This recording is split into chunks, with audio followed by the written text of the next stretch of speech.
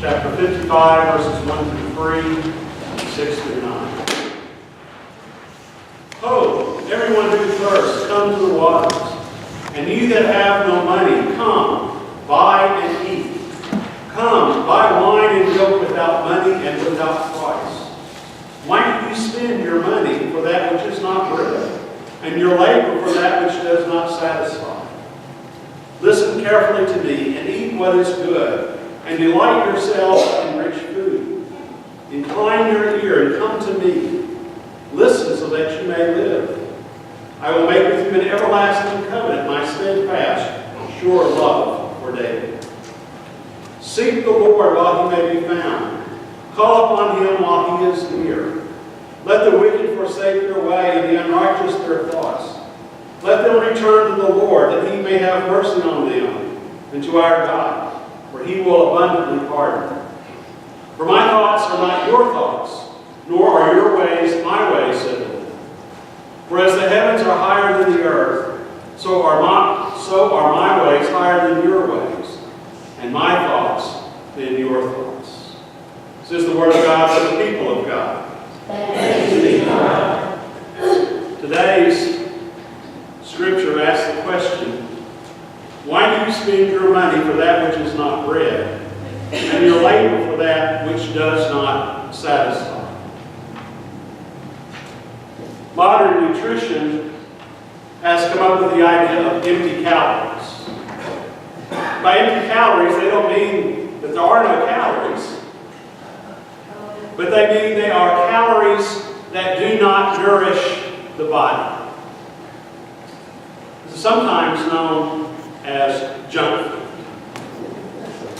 And junk food, of course, will rot your teeth, as the children said, and if you tried to live on that, literally, you would soon die. It doesn't have the nutrients that you need.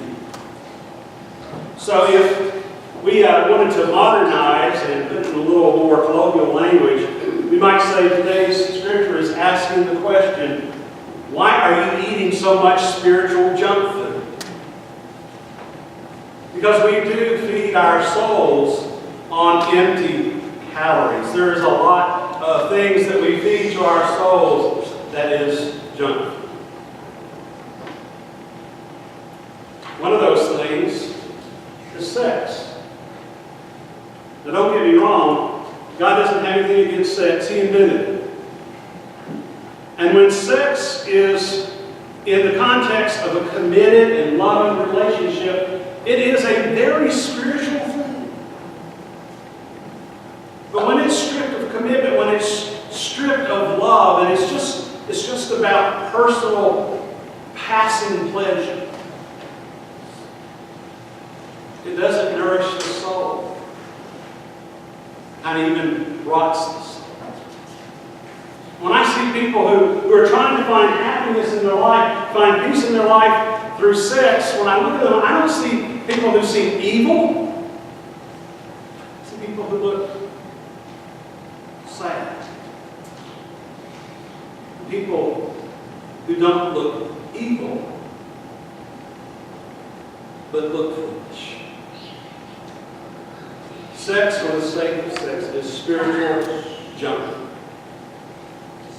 Another form of spiritual junk food is the desire to be important, the desire to be noticed, the desire to feel like you're more important than other people. And we have a lot of ways of doing this. You know, some people name drop. Some people can't help mentioning the college they graduated from on a regular basis or the degree that they have. It's all about wanting to impress other people, to make them think that you're important, that you matter in this world. The younger generation spends a lot of time and energy trying to do something that will go viral on the internet and that they'll have their 15 minutes of fame.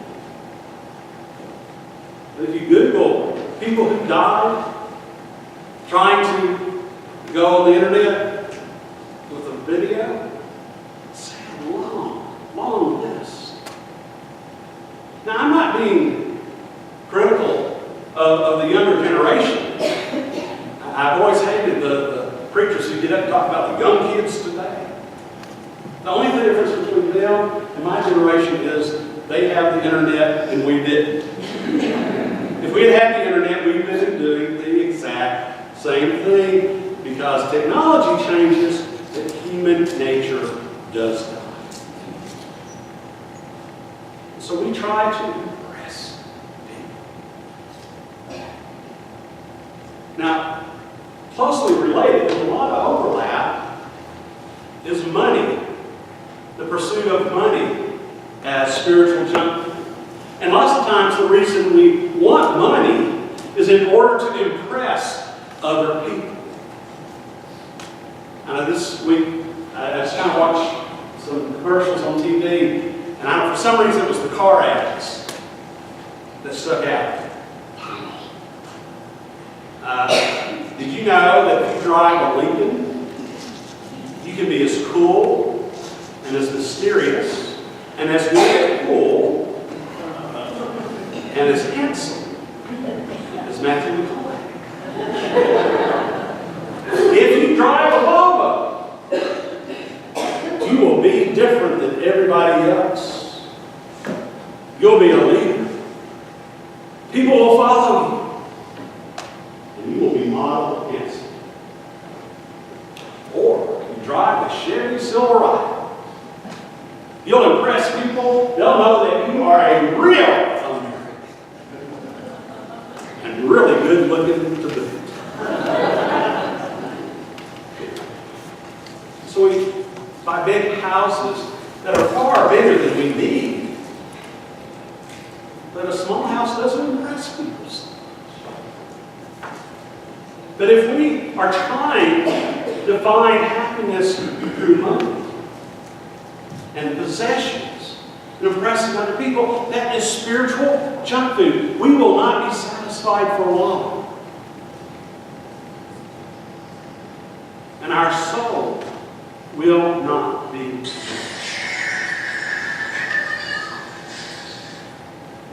Somebody wants to listen to the rest of the sermon. Put on speaker, let them. Sometimes we go to church to learn something new.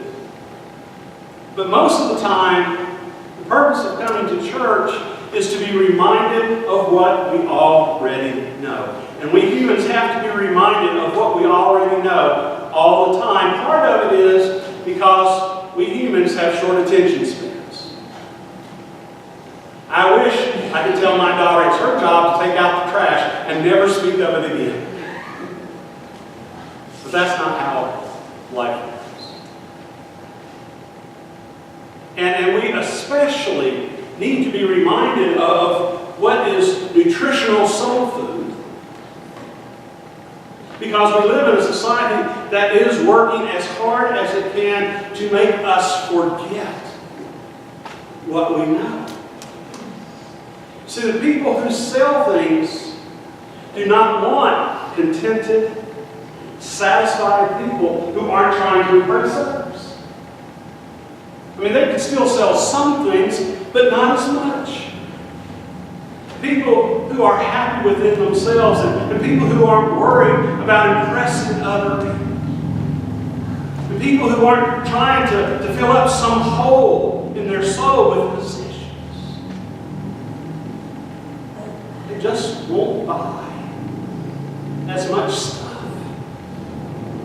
Because they're not motivated by the things that most commercials are trying to appeal. So we need to be reminded of what makes for a healthy soul. Because so many people are trying to make us forget. But what we know, really, is that at the heart of a good soul, a happy soul, a satisfied soul, is relationship. The fact is that people who have a lot of healthy relationships are happy people. And people with few or unhappy relationships are unhappy. I saw this in a rather sad and dramatic way in my family's life. My grandmother lived up in Rhode Island, and One son was in Peru in the Foreign Service. One son was in Cleveland, and my dad was in Houston. And she had to go into the hospital, and nobody from the family could get there to be with her. Now, she was active in her church, and we know this story. We see it all the time. Her church family went to visit her, to take care of her. When she came home, came by, brought her meals, took care of her. But my dad decided that this was just not acceptable for her to be up there away from him. So he went to Rhode Island and moved her in with him in Houston. And within a couple of months, she wouldn't leave her room. Within 6 months, she died. Now, there's no way of knowing. She might have died in 6 months if she had stayed in her room. I really think she would have lived longer, but she might have. But I know that she would have had a happier 6 months, surrounded by her friends with relationships in Rhode Island, and stuck at my father's house while he and his wife worked. And the most important relationship is our relationship with God through Jesus Christ. That is the healthiest, most sustaining spiritual food that we have. And that is the relationship that is most important for finding satisfaction, for having things that last and satisfy. Now, if you have that relationship with Christ, I can't really explain it to you. You know what it is. But if you don't yet have that relationship with Christ, keep seeking. Because God is near. And God is eager to be found. God does not play hide and seek. Was it your son a few weeks ago? Yeah. God does not play hide and seek.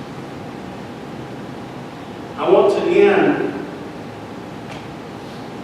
God's merciful song. I'm going to try to sing.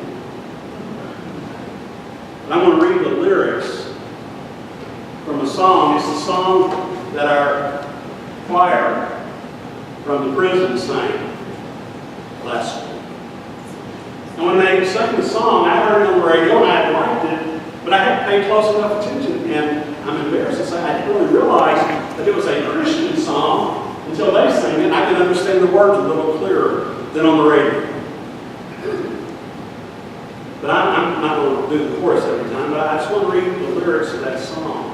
Because I think it's talking about the spiritual food of relationship with Christ. And pay particular attention to the line about worth and identity. The only thing that matters now is everything you think of me. In you, I find my worth. In you, I find my identity. Taking all I have, and now I'm laying it at your feet. You have every failure, God, and you'll have every victory. You say I am loved when I can't feel a thing. You say I am strong when I think I am weak. You say I am held when I am falling short. When I don't belong, you say that I am yours. And I believe, oh, I believe what you say of me. I believe. Bread that nurtures the soul. Nourishment that satisfies and endures. Praise God.